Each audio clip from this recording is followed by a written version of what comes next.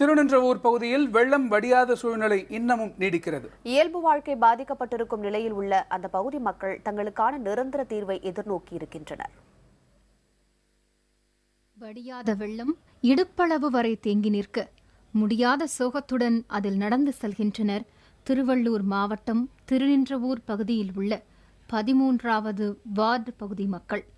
வெள்ளம் காரணமாக வீடுகள் சேதமடைந்த நிலையில் தங்குவதற்கு சரியான இடமின்றி அவதிப்படுவதாக கூறும் இவர்கள் வெள்ளம் வடிய நிரந்தர தீர்வு வேண்டும் என்கிறார்கள்.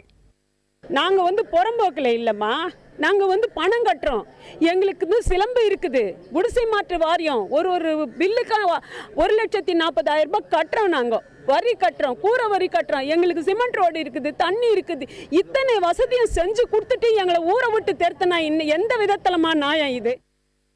கடந்த 1 மாத காலமாக வெள்ள நீர் வடியாத சூழலில் தேங்கி நிற்கும் மழை நீரை மதகுகள் மூலம் வெளியேற்ற கோரி அதிகாரிகளுக்கு பலமுறை கோரிக்கை விடுத்தும் நடவடிக்கை எடுக்கப்படவில்லை என இவர்கள் குற்றம் சாட்டுகின்றனர்.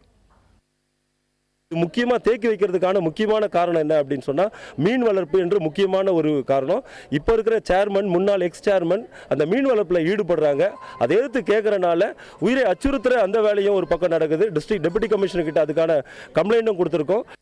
இந்த பிரச்சினை குறித்து திருவள்ளூர் மாவட்ட துணை ஆட்சியர் ராகுல்நாத்திடம் கேட்டபோது மழைநீர் செல்லும் வழித்தடங்களில் ஆக்கிரமிப்புகள் இருப்பதாகவும் அதனை அகற்றும் பணியில் பொதுப்பணித்துறையினர் ஈடுபட்டுள்ளதாகவும் தெரிவித்தனர். ஆக்கிரமிப்புகள் அகற்றப்படுவது ஒருபுறம் என்றாலும் தாழ்வான பகுதியாக இருப்பதால் வெள்ள நீர் மெதுவாகத்தான் வடியும் என்றும் அவர் கூறினார். பள்ளி மாணவர்கள் பள்ளிக்கு செல்வதற்காக பயன்படும் இந்த சுரங்கப்பாதை மட்டுமல்ல, திருநின்றவூரில் பல பகுதிகளில் இது போன்ற ஒரு தண்ணீரில்தான் தத்தளித்து வருகின்றனர் பொதுமக்கள். அவர்கள் எதிர்பார்ப்பது தற்காலிக நடவடிக்கை அல்ல, நிரந்தர தீர்வு. கிடைக்குமா? புதிய தலைமுறைக்காக ஒளிப்பதிவாளர் செந்தில்குமாரனுடன் அபிநயா.